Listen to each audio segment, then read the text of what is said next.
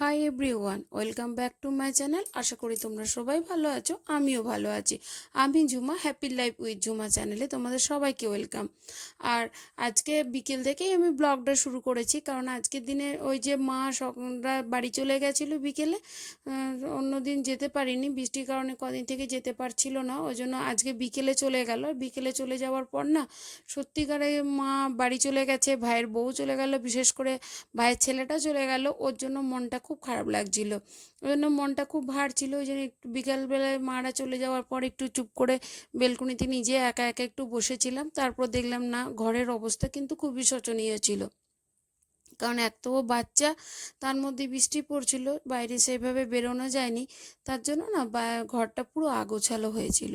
আর বাড়িতে দেখবে আমাদের একটা সিস্টেম অনুযায়ী আমরা চলে, তো এবার কেউ এলে গল্প আড্ডা এইসবের মধ্যে তখন আমাদের সিস্টেমটা যেন কোথাও একটু অন্যরকম হয়ে যায়, তখন ঘরটা একটু আগোছালো হয়ে যায়। আর এই যে বিছনাগুলো বলছিলাম না তোমাদেরকে, যে এক ঘরে আমরা সবাই মিলে শুয়েছিলাম, তো সেই শুয়ে থাকার জন্য কি হয়েছে, এবার বিছানাগুলো তো অনেকগুলো হয়ে গেছিলো, এ ঘরে তো থাকে না, সেগুলো আবার ওই জায়গায় রেখে আমি এখন বিছানাটা ভালো করে ক্লিন করে নিচ্ছি, কারণ বেডটা খুবই আগোছালো হয়ে গেছিলো।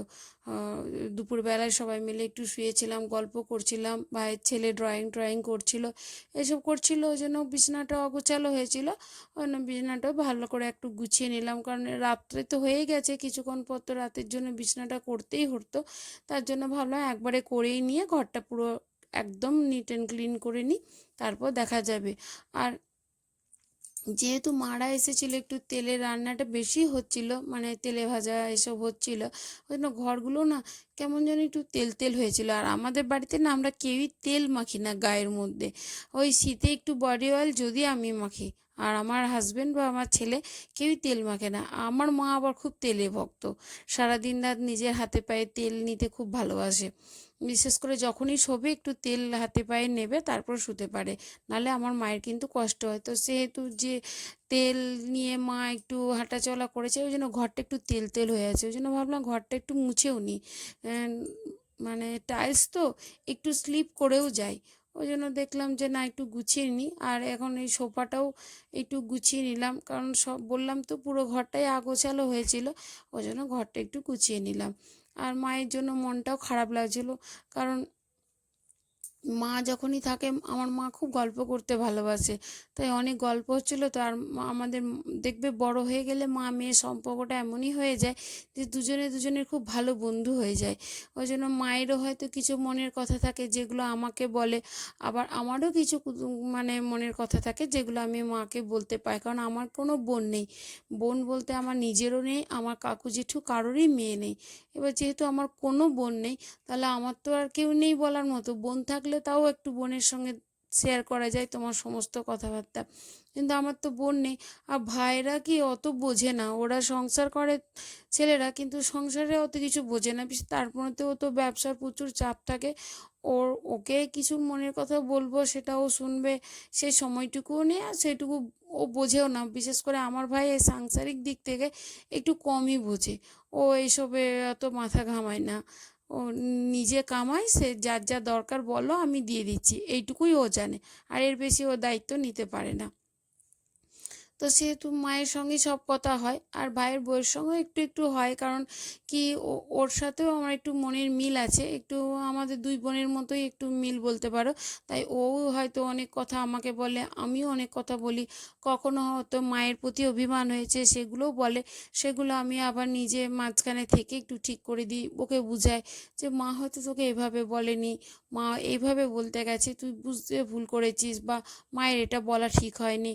এইভাবে আমাদের কিন্তু কথা হয়। আবার ভাইয়ের নিয়েও কথা হয়, আবার আমিও আমার হাজব্যান্ডের নিয়ে, দেখ তোর জামাইবু এটা বলেছিল, ও বলেন না দিদিভাই এভাবে বলেনি, তুমি কিছু মাইন্ডে নিও না। এভাবে কিন্তু আমাদের অনেক গল্প হয়, ওর সাথেও আমার অনেক মনের কথা হয়। তা যেহেতু অনেক গল্প হচ্ছিল, ওরা চলে গেল, আবার তো সে একা একা, এই জন্য মনটা একটু বোর ছিল।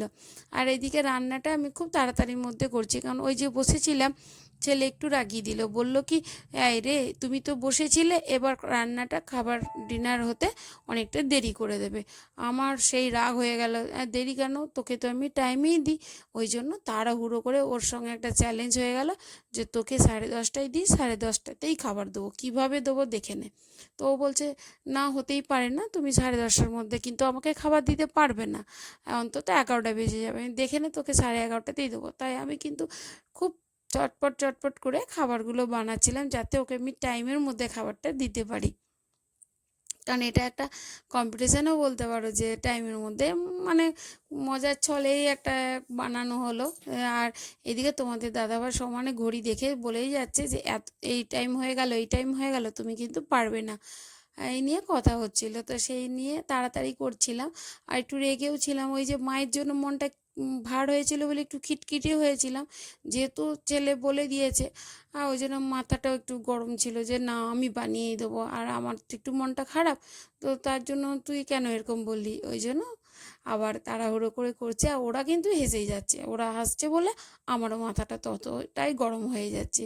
তো যাই হোক, মা চলে গেছে বলে মনটা খারাপ, মাকে আর বেশি জোরও করলাম না, কারণ আমার বাবা হার্টের পেশেন্ট, বাড়িতে একা আছে, শরীর অসুস্থ হয়ে যেতে পারে। ওই জন্য যদিও বাবার সাথে বাবার এক বন্ধু শুয়েছিল রাত্রে, কিন্তু তবু তো ভয় লাগে যে মা যতটা কেয়ার নিয়ে দেখবে ততটা কি আর অন্য কেউ দেখতে পারবে। ওই জন্য আর জোরও করলাম না, বললাম তুমি বাড়ি চলে যাও। অনেক দিন পর মা এসেছিল, কারণ মা এখন আসতেই পারে না, ওই যে ভাইয়ের ছেলের জন্য আসতে পারে না এখন।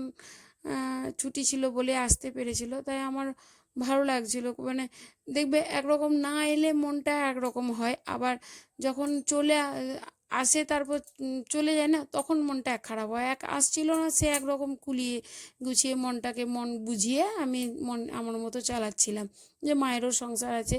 কিন্তু যখন এসে গেছিলো না, তখন খুব মন খারাপ লাগছিল। আর আজকে আর ওপরে বসতেও যায়নি বন্ধুদের সাথে, কারণ ওই যে ঘরগুলো গুছাতে খাবার করতে দেরি হয়ে গেছিলো, ওই জন্য দিদিদেরকে বললাম আজকে আর যাব না।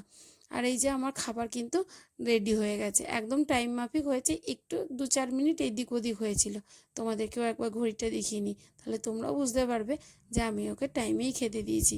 কারণ কি না, ওরা হাসছিল আর বলছিল আমরা কিন্তু 11টায় শো করব, দেখো টাইমের মধ্যে হয়ে গেছে, একটু 5 মিনিট এদিক ওদিক। আর এটা না আমার ভাইয়ের ছেলে ড্রয়িং বানিয়েছিল, ও বলল মনি তুমি না ওই মণিগুলোকে দেখিও, আর কেমন হয়েছে আমার জন্য বলতে বলো। অবশ্যই তোমরা জানিও ও ড্রয়িংটা কেমন হয়েছে। আর আজকের মতো এইটুকুই। যদি চ্যানেলটা ভালো লেগে থাকে, আমার ভিডিওটি ভালো লেগে থাকে, অবশ্যই একটা সাবস্ক্রাইব করে দিয়ে যেতে পারো। আর লাইক আর কমেন্ট তো অবশ্যই করো। আর তোমার ফ্যামিলি ফ্রেন্ডদের কাছে ভিডিওটি শেয়ার করে দিয়ে এই বন্ধুটি উপকার করো। আশা করি তোমাদের ভালো লেগে থাকবে। আর তা যদি কেউ সাবস্ক্রাইব আগে থেকেই করে রেখেছো, তাকেও অসংখ্য ধন্যবাদ। আর আমার এই ভিডিওটি সময় দিয়ে দেখার জন্য তোমাদেরকে অসংখ্য ধন্যবাদ। আর যদি ভালো লেগে থাকে আরেকবার রিকোয়েস্ট করলাম সাবস্ক্রাইব করে দিয়ে যেতে পারো। তো ওর এই ড্রয়িংটা করেছিল, ড্রয়িংটা যদি তোমাদের ভালো লেগে থাকে তাহলে অবশ্যই জানিও। ও কিন্তু খুব আগ্রহের সাথে আনন্দের সাথেই বানিয়েছে, কারণ খুবই জ্বালাতন করছিল। তো তো বললাম যে তুই একটু বানা, আমি ওই মণিগুলোকে দেখাবো, ওরা বলবে। তো বললো ঠিক আছে, আমি বানাচ্ছি, কেমন হয়েছে অবশ্যই জানিও কিন্তু মনি। আশা করি ভালো লেগেছে। আজকের মতো